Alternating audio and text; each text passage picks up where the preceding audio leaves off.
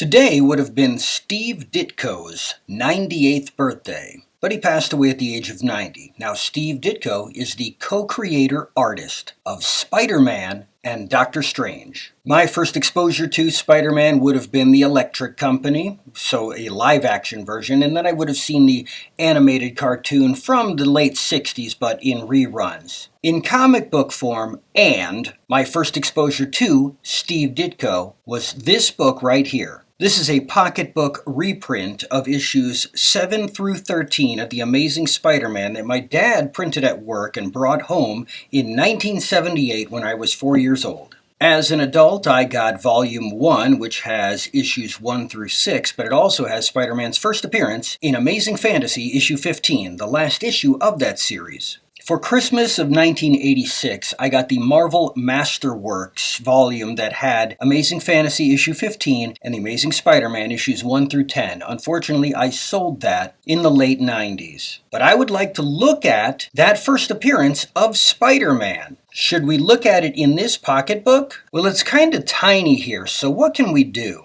I have The Amazing Spider-Man Essential, Volume 1. This has Amazing Fantasy issue 15 plus Amazing Spider-Man issues 1 through 20 and the first annual. Oh, but it's black and white. Well, that's why it was so inexpensive and why I have so many of these. But I think we can do a little better, because I have The Amazing Fantasy Omnibus, all 15 issues in a hardcover book. And here we are. Now, even though the story is written by Stan Lee and illustrated by Steve Ditko, the cover is done by Jack Kirby. But why is that? Well, if we look here, we see Steve Ditko originally drew the cover, but Stan Lee did not like it and he rejected it. He wanted Jack to draw a more superheroic cover, as you see here. Now let's imagine Steve's original art had been colored, and let's look at the two covers side by side. Though Steve Ditko's art is interesting for the cover, I think I do prefer Jack Kirby's. And truth be told, I'm sure it really would have jumped off the shelves at me a lot more than Steve Ditko's version. In fact, if I saw a cover like that back in 1962, amongst all the other comic books out, there is no way I would have been able to pass it up. No way. So now that we got that out of the way, let's take a look at the story inside. Like costume heroes? Confidentially, we in the comic mag business refer to them as long underwear characters. And as you know, they're a dime a dozen. But we think you may find our Spider-Man just a bit different. Say, gang, we need one more guy for the dance. How about Peter Parker over there? Are you kidding? That bookworm wouldn't know a cha-cha from a waltz. Peter Parker? He's Midtown High's only professional wallflower. Womp, womp, womp. Stan Lee and Steve Ditko. Now that is pretty cool. And so is that. As you may have gathered, Peter Parker was far from being the biggest man on campus, but his Uncle Ben thought he was a pretty special lad. You're not fooling me, Petey. I know you're awake, and it's time for school. Gosh, Uncle Ben, you're worse than a room full of alarm clocks. As for Pete's Aunt May, she thought the sun rose and set upon her nephew. I cooked your favorite breakfast, Petey.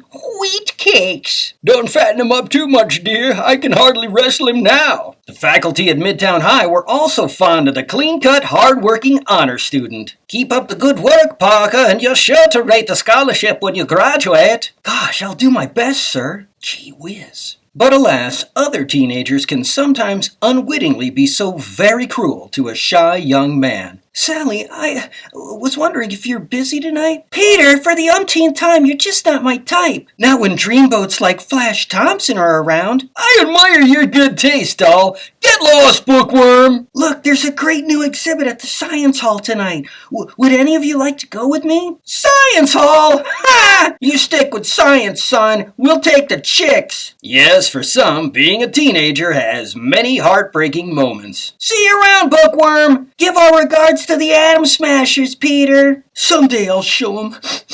Someday they'll be sorry. Sorry they laughed at me. Alright, so here he is in the lab. Radioactive spider bites him. He doesn't feel well. On his way home, leaps out of the way of a careening car and starts climbing up the side of a building. Oh my gosh, he has super strength. What's come over him? He's climbing down this cable effortlessly. Well, that word doesn't come across effortlessly. A few minutes later, he's at a wrestling match. Okay. Hey, it's Crusher Hogan. It's not Bonesaw like in the movie. Puts on a disguise, wrestles the guy, wins. Goes backstage, gets his money, heads on home. And somehow they don't even see his Spider-Man costume. He's not even trying to hide it. Builds his web shooters, puts on the costume, tries everything out. Dishes are done. Part 2. Now he's on television, showing off his different stunts, getting full of himself, and a burglar runs right past him. The cop scolds him for not stopping him, and he just can't be bothered. He goes home with a big smile on his face. Now that's different. In the movie, and then I guess my memory, which has been retroactively twisted, he got gypped on the money at the wrestling match, and the guy that gypped him was the one trying to stop the thief, and that's why he didn't help. That seems like better motivation. Well, back to the story. Here he is doing stunts on TV, and he finds out his uncle has been killed. He goes off to find the killer, and he's holed up in this whatever, abandoned building of sorts, chasing him down, webs him, knocks him out, and his eyes come through his mask. That face. That face! Oh no, it can't be! It's the fugitive who ran past me, the one I didn't stop when I had the chance! It's all my fault. If only I'd stopped him when I could have. But I didn't. And now, Uncle Ben is dead. And a lean, silent figure slowly fades into the gathering darkness, aware at last that in this world, with great power, there must also come great responsibility. So that isn't a line that his Uncle Ben said. That's just a line that came out of the brilliant mind of a Mr. Stan Lee. And so a legend is born, and a new name is added to the roster of those who make the world of fantasy the most exciting realm of all. Be sure to see the next issue of Amazing Fantasy for the further amazing exploits of America's most different new teenage idol, Spider-Man. Except there wouldn't be a next issue of Amazing Fantasy, but there would be of Amazing Spider-Man. And that's where we'll pick this up next time. See ya! Keep up the good work. Keep up the good work. Keep up the good work. Keep up the good work, Peter. Keep up the good work, Parker, and you're sure to rate the scholarship when you graduate. Gosh, I'll do my best, sir. Gee whiz.